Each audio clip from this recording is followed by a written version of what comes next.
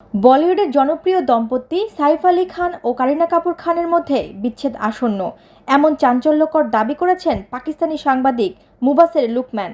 তার দাবি ঘিরে ইতিমধ্যেই বলিউডে শুরু হয়েছে জোর গুঞ্জন ও আলোচনা। মুবাসের বলেন, এক ভারতীয় সূত্র থেকে জানা গেছে সাইফ কারিনার দাম্পত্যে এখন চরম টানাপোড়েন চলছে। যদিও তিনি কোনো নির্ভরযোগ্য সংবাদ মাধ্যম কিংবা তথ্য প্রমাণ উপস্থাপন করেননি। তার আরও দাবি, কারিনা নাকি সাইফকে অন্য এক নারীর সঙ্গে আপত্তিকর অবস্থায় হাতে নাতে ধরে ফেলেন।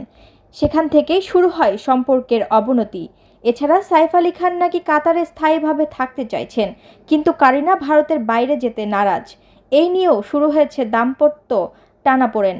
সবচেয়ে বিস্ফোরক অভিযোগ হলো, সাইফের ওপর যে হামলার ঘটনা ঘটেছিল তার পেছনে নাকি কারিনার হাত রয়েছে।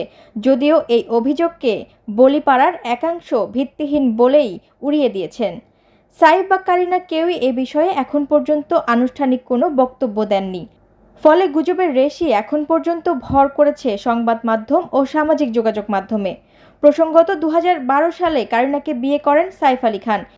এর আগে অমৃতা সিংয়ের সঙ্গে তার দীর্ঘ দাম্পত্যের পর বিচ্ছেদ হয়। কারিনার সঙ্গে প্রেমের পরিণতি ঘটে বিয়েতে এবং জন্ম হয় তাদের 2 সন্তান, তৈমুর ও জেহ। বলিউডের অন্যতম জনপ্রিয় দম্পতির এমন গুঞ্জন অনুরাগীদের মধ্যে হতাশা ছড়ালেও সত্যতা এখনও অনিশ্চিত।